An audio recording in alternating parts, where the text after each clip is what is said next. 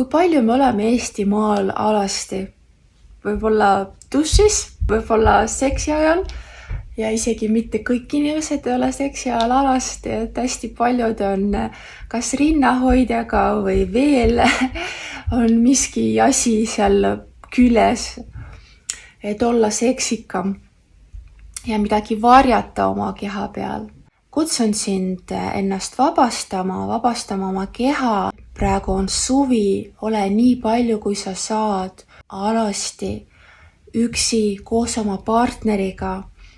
Vaata oma partnerit alasti, imetle tema keha. Kui tulevad ülesse mingid hirmud, lase neil olla, aga ütle neile, et jaa, ma näen teid. Te tahate mind kaitsta. Ma tänan teid, ma lasen teid vabaks, ma lasen teid lahti. Nüüd ma olen täiskasvanud inimene ja ma saan enda eest seista. Ma saan alati öelda ei nendele asjadele, mida ma ei soovi.